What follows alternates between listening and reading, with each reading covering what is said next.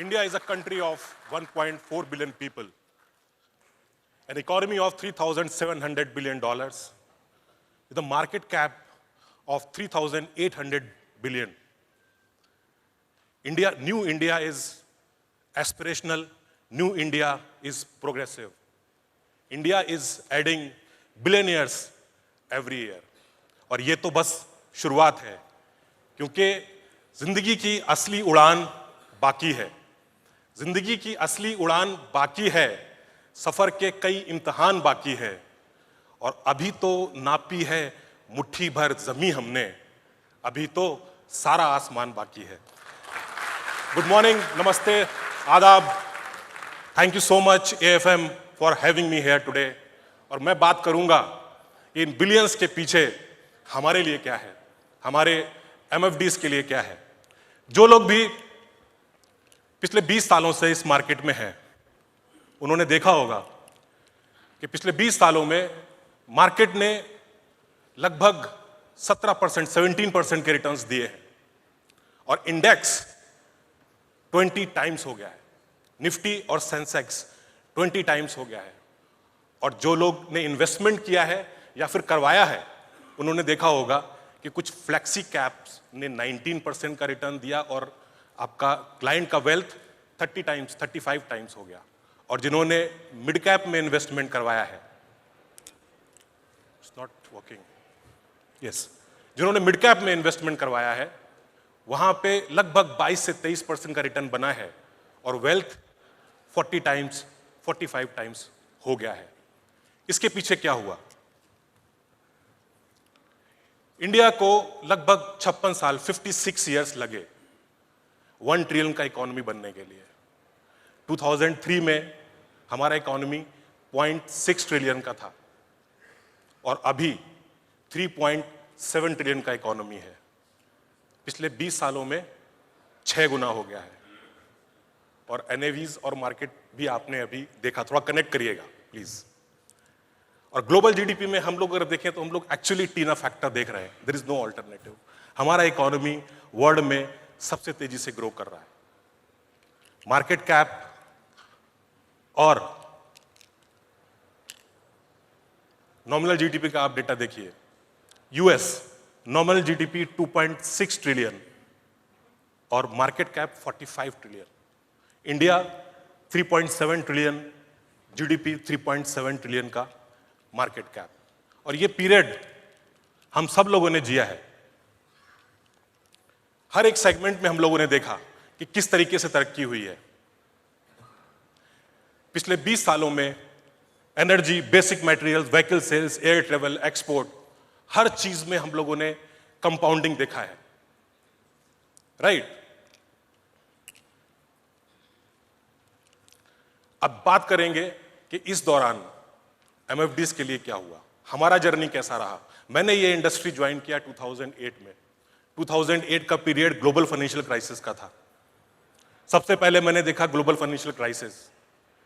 उसके बाद अगला चैलेंज जो MFD बिजनेस में आया वो एंटी लोड बैन। 2013 में हम लोगों ने देखा डायरेक्ट NAV आया, फिर कैटेगराइजेशन, फिर रिडक्शन ऑफ एक्सपेंस रेशियो। ये सारे चैलेंजेस हम लोगों ने टाइम टू टाइम देखे हैं, लेकिन इंडस्ट्री लगातार ग्रो हुआ है। 4.2 लाख करोड़ से ये इंडस्ट्री आज लगभग 50 लाख करोड़ का हो गया है। और देखने वाली बात ये है कि मैं तो बहुत सारे लोगों से मिलता हूं इस इंडस्ट्री में, बहुत से लोगों से मिलता हूं, सारे लोग ये चैलेंजेस की बात करते हैं। लेकिन आप ये भी देखिए कि 2013 में जब डायरेक्ट प्लान इंट्रोड्यूस हुआ था तो MFD का इंडस्ट्री में मार्केट शेयर 16% था, जो आज 24% हो गया है। और उससे बड़ी बात यह कि आप कोविड से पहले 14% पे थे, और सबसे बड़ा राइज इस दौरान हुआ है। रीजन क्या है? ये सिर्फ मार्क टू मार्केट की वजह से नहीं हुआ है। लोगों ने ये रियलाइज किया कि एडवाइजर की, इंडिविजुअल एडवाइजर की जरूरत है, और उसके साथ साथ बहुत से लोग जो दूसरे प्रोफेशंस में थे वो भी इस बिजनेस में आ गए। कुछ लोगों ने ये सारे चैलेंजेस देखे, और कुछ लोगों ने इन चैलेंजेस में अपॉर्चुनिटी देखा, राइट? और ये डेटा, इसके लिए हर कोई जो है वो MFDES का डेटा देखना चाहता है कि लगभग 96,000 लोग ऐसे हैं जिनका AUM 10 करोड़ से नीचे का है, और 59 लोग ऐसे हैं जिनका AUM 1000 करोड़ से ऊपर का है, और 132 लोग ऐसे हैं जो 500 करोड़ से ऊपर है। यानी कि लगभग 191 लोग ऐसे हैं जिनका AUM 500 करोड़ से ऊपर है। अब एक मैसेज उन लोगों के लिए जो इस बिजनेस में बड़े बनना चाहते हैं, या जो अभी भी बिजनेस जिन्होंने स्टार्ट किया, ये बिजनेस जो है वो सिंप्लिसिटी और कंटिन्यूटी का है, टाइम देने का है, टाइमिंग का नहीं है। ये हम लोगों ने चैलेंजेस देखे, मैं 2 लोगों का एग्जांपल देता हूं। एक मिस्टर आदित्य हैं जिन्होंने 2008 में अपना काम स्टार्ट किया, और दूसरे मिस्टर ईशान हैं जिन्होंने, हालांकि वो CA हैं, लेकिन वो चैलेंजेस के ऊपर फोकस करते रहे, जो मैंने आपको पीछे की स्लाइड में दिखाया। सिर्फ चैलेंजेस के ऊपर फोकस करते रहे, और उन्होंने अपना काम 2018 में शुरू किया। तो जिस बंदे ने, आदित्य ने, तो 2008 में जिन्होंने काम स्टार्ट किया, वो हर महीने 50,000 रुपीज का फ्रेश सब्सक्रिप्शन ले रहे थे, और नेक्स्ट ईयर से वो 50,000 से बढ़ गया, यानी नेक्स्ट ईयर से वो 1 लाख रुपीज पर मंथ लेने लगे। आज उनका AUM 23.5 करोड़ है, और उस पर अगर 50 बेसिस पॉइंट भी देखा जाए तो वो ब्रोकरेज 11.5 लाख का ब्रोकरेज उन्हें मिल रहा है।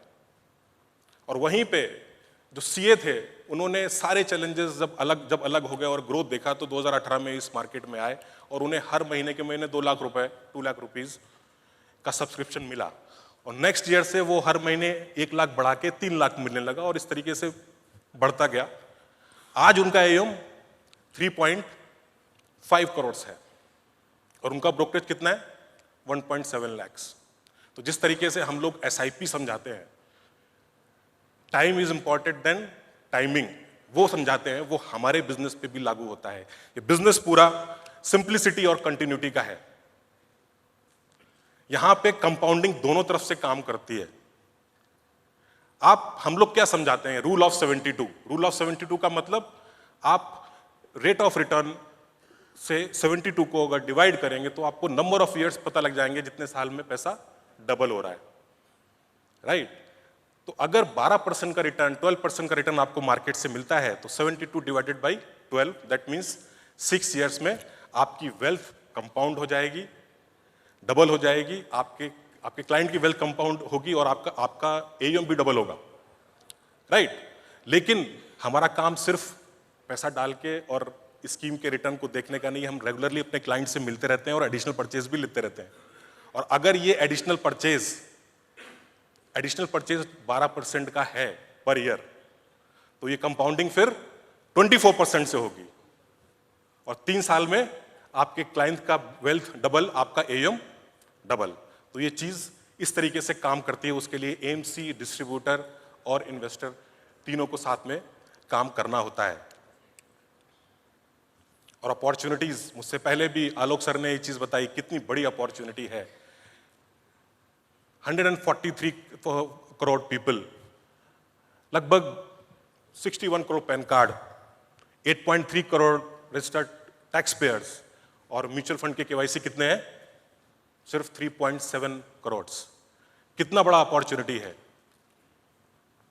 उसके बाद आप अगर देखें तो लगभग 200 लाख करोड़ का हाउस होल्ड सेविंग्स, जिसमें से 55% तो बैंक डिपॉजिट्स में है। कैश इन हैंड करेंसी 13% है, और म्यूचुअल फंड में सिर्फ 9% का इन्वेस्टमेंट है हाउस होल्ड सेविंग्स का। कितना बड़ा अपॉर्चुनिटी हमारे सामने है। और जैसे जैसे हम लोग इंडिया की ग्रोथ की बात करते हैं, तो इस डेटा पॉइंट के ऊपर भी ध्यान देने की जरूरत है, क्योंकि 2005 में HNI और अपर मिडिल क्लास मिला के 8% थे, जो लगातार ग्रो हो रहे हैं। और जिस तरीके से हम लोग ये मान रहे हैं कि 2030 तक हमारा इकोनॉमी 6.7 ट्रिलियन का होगा, उस हिसाब से जो HNI है, अपर मिडिल क्लास है, वो लगभग 50% हो जाएगा। GDP ग्रोथ होगा, वेल्थ क्रिएट होगा, वेल्थ मैनेजर्स की भी ज़रूरत पड़ेगी। और उसके बाद आपके लिए मैसेज, हर कोई इस बिजनेस को सिर्फ इक्विटी इन्वेस्टमेंट के हिसाब से देखता है।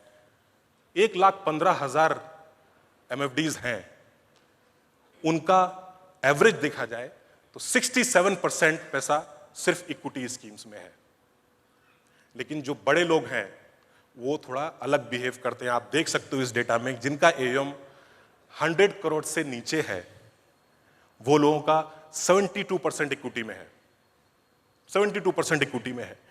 जो लोग 100 to 500 करोड़ के AUM के बीच में है उनका AUM लगभग 64% इक्विटी में है, और जिनका AUM 500 करोड़ से ऊपर है उनका 55% इक्विटी में है। यानी वो लोग डेट के ऊपर भी फोकस करते हैं या पैसिव्स के ऊपर भी फोकस करते हैं। तो आप अगर बड़े बनना चाहते हो, आप उस लीग में पहुंचना चाहते हो, तो डेफिनेटली आपको इसके बारे में भी सोचना पड़ेगा। और लास्ट मैसेज, रिसेंटली इंडेक्स 70,000 पहुंचा है। हर कोई यही सोच रहा होगा क्लाइंट्स, अरे तो बहुत हो गया अभी। मेरा मैसेज यही है कि आप शुरुआत की स्लाइड्स देखिए। 0.6 ट्रिलियन से इकोनॉमी 3.7 ट्रिलियन हुआ तो इंडेक्स कितना बढ़ा, NAVs कितने बढ़े।